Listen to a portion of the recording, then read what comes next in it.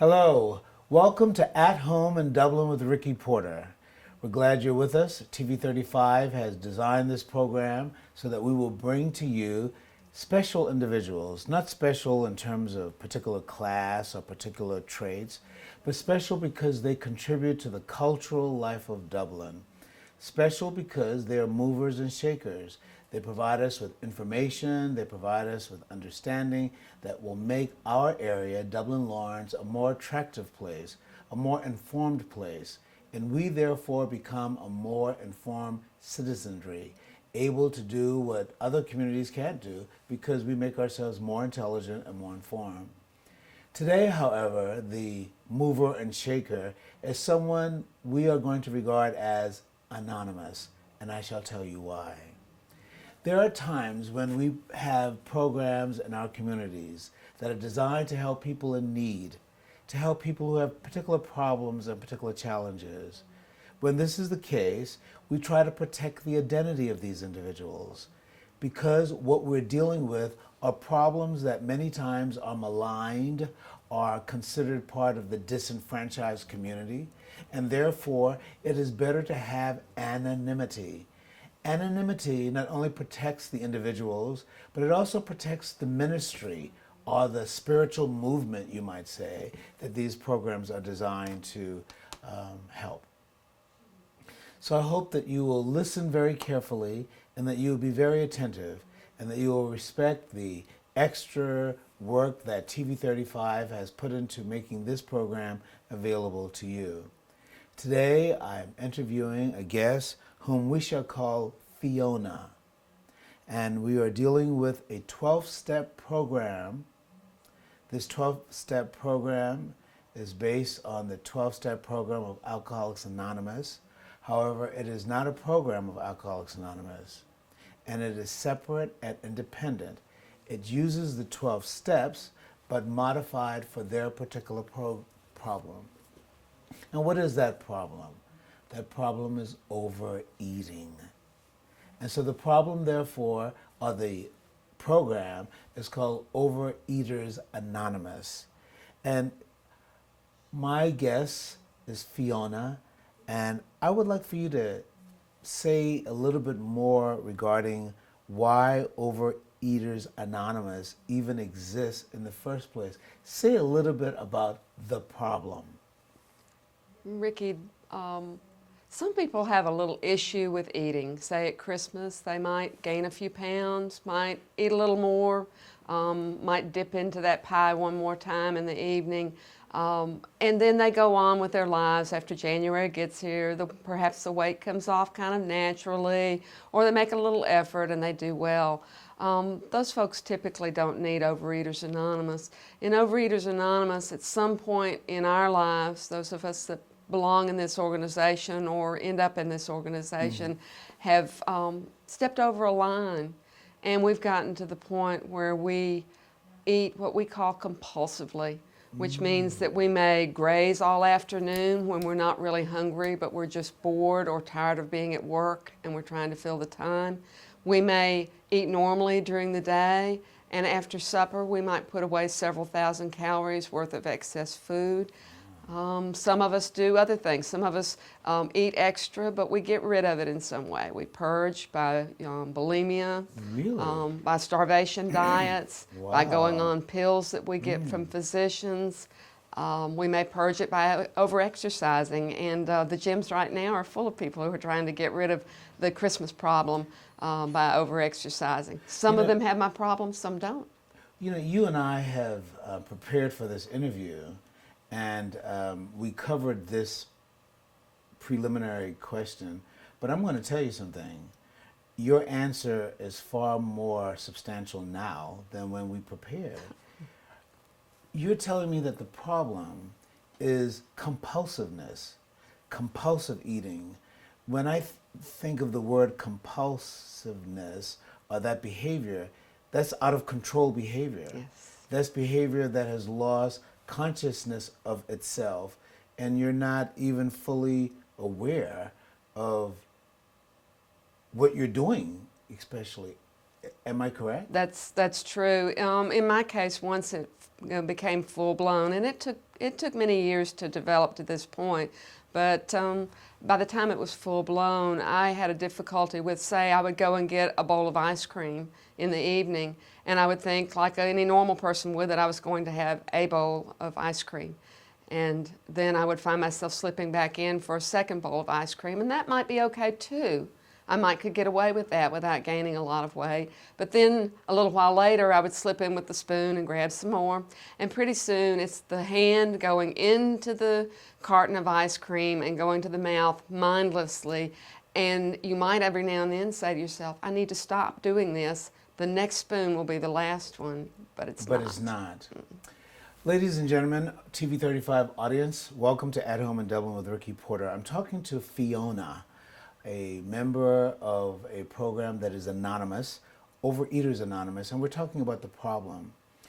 Well, the aspect about the problem, compulsive eating, is one aspect, but it would seem to me that that problem would lead to other problems, that problem leads eventually to a myriad of other problems. For example, obesity. Yeah. And Obesity is rampant in America, and particularly in the southern states. We have a great deal of difficulty with it. Probably 2/3 of the adults in Georgia are suffering from mild to morbid obesity, and that's a grave problem for our health and for our comfort.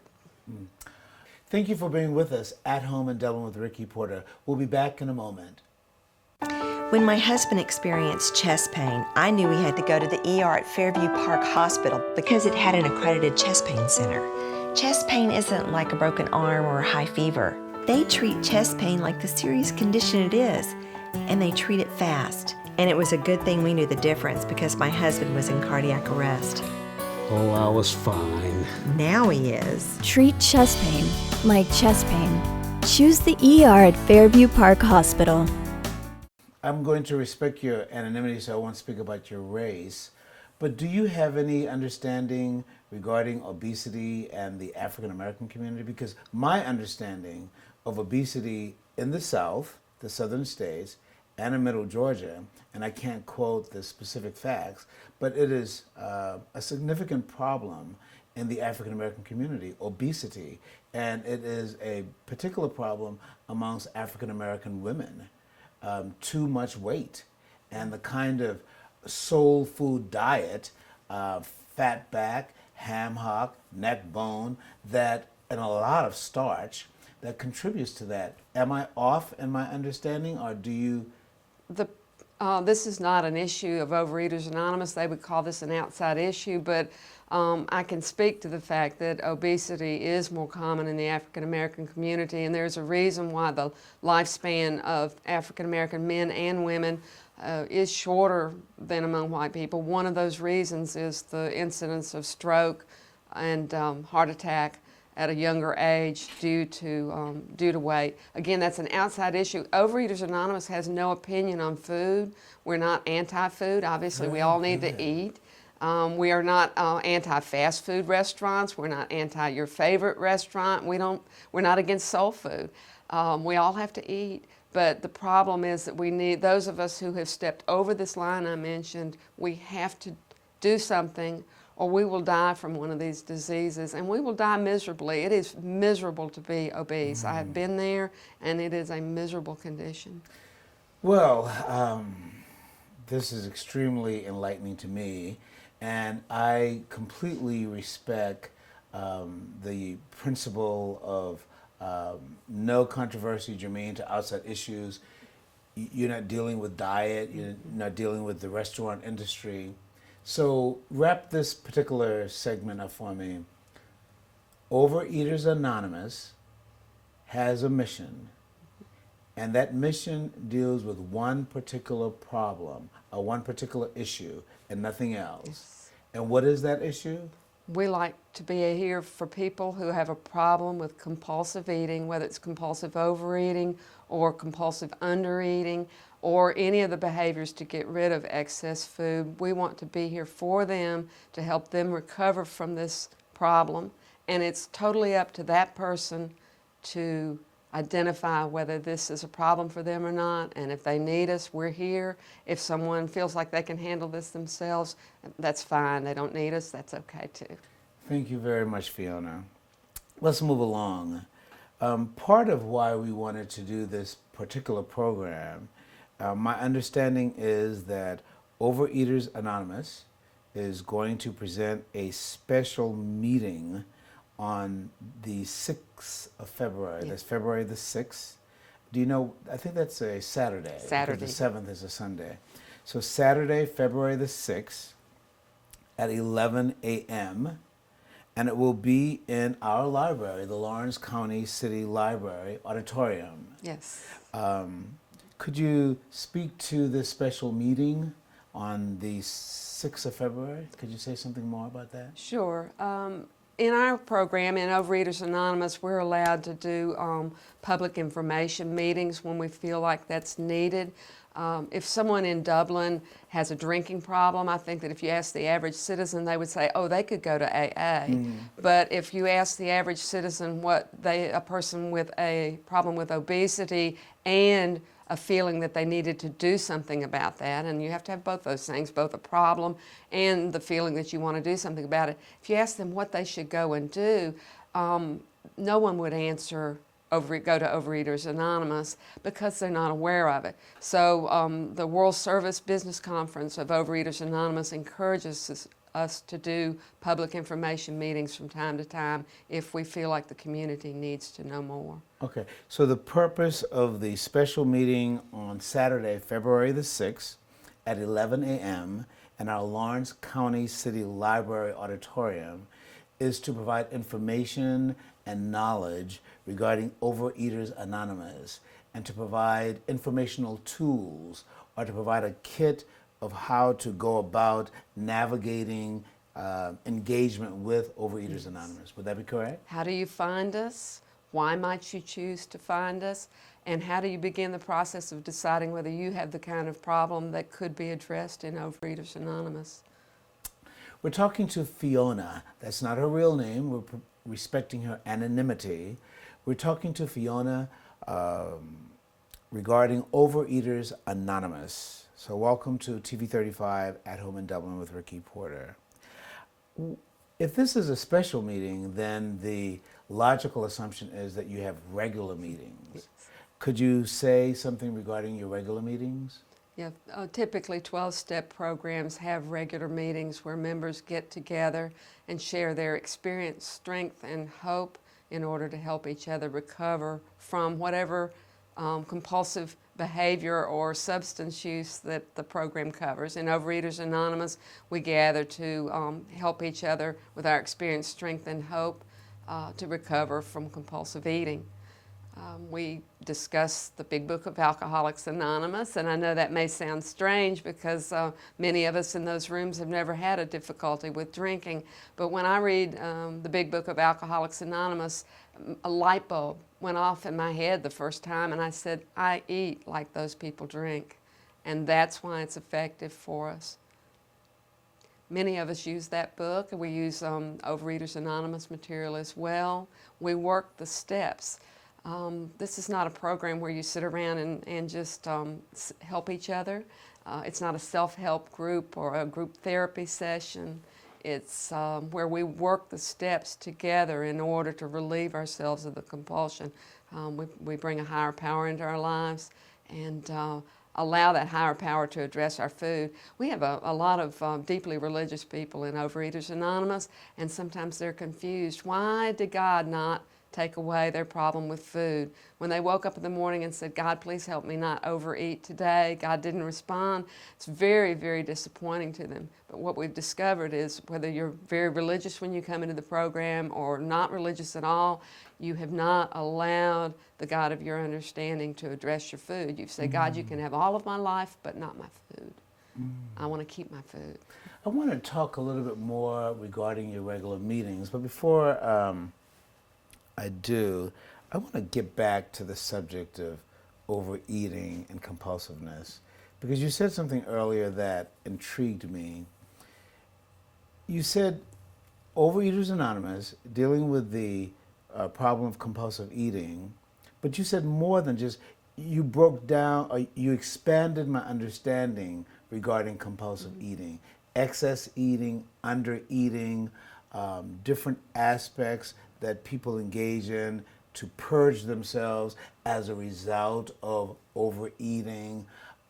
My question, and then stay more about the behaviors, but would anorexia be related to Yes. the problem? Yes, we have anorexics in Overeaters Anonymous. Some people who have been lifelong anorexics, some people who have dipped into that behavior periodically and then indulged in compulsive overeating as well. Well, let me interrupt you. So that we can be very clear for our TV audience and be clear for me, tell me, what is anorexia and then what is bulimia? Okay, this is defining these items would be an outside issue for Oh, is Overeaters that Anonymous, but I don't right? mind doing it. Anorexia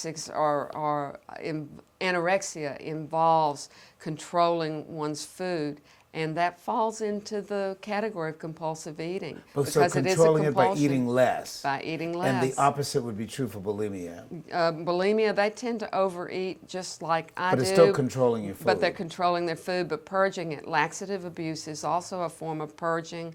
Overexercising can be a form of purging. Going to physicians and getting diet drugs can be a form of purging. It's a way of getting rid of excess food.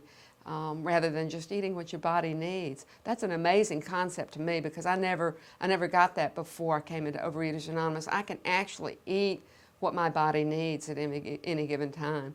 And before Overeaters Anonymous, it never occurred to me to eat that way. I understand regarding getting rid of excess food. What I don't understand is not eating enough. Right, yeah. It's a compulsion as well. And it's Right. all a matter of control, and it's all a matter of food being in control. Food controlled, it ran my life, and it runs the life of a person who suffers from anorexia. It runs the life of the person that suffers from bulimia. It controls what we do. It consumes our days and our thoughts. I really, really appreciate how you're making an effort, and I think you're succeeding, and maintaining the integrity of your program.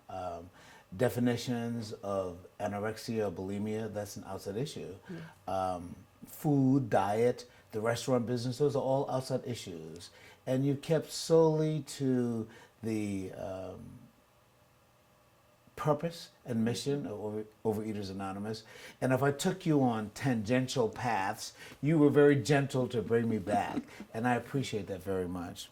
We've been talking about your regular meetings, but it would be good to provide information. My understanding is that your regular meetings take place every Tuesday at 6:45 p.m. And that those meetings occur at 912 Bellevue Avenue, and participants are asked to use the second back door. Please feel free to repeat everything I've just said as a way of announcing the regular meeting. Yes, we do meet every Tuesday evening, 6:45 p.m., 912 Bellevue Avenue, which is at the corner of Coney Street. We ask people to just turn into Coney Street, park in the backyard, and come in the second back door. It makes a quick and easy entrance to the building that we're using right now. Thank you very much. And we're not affiliated with the organization that is providing us with a room right now. Like all other 12-step programs, we try to keep a little line between us and the rest of the world so that we can do what we need to do and not what another organization might want us to do. I've been talking to Fiona. She has been extremely helpful in educating me regarding Overeaters Anonymous, and I hope it has been enlightening and helpful to you. Thank you very much. Thank you for being with us with At Home in Dublin with Ricky Porter.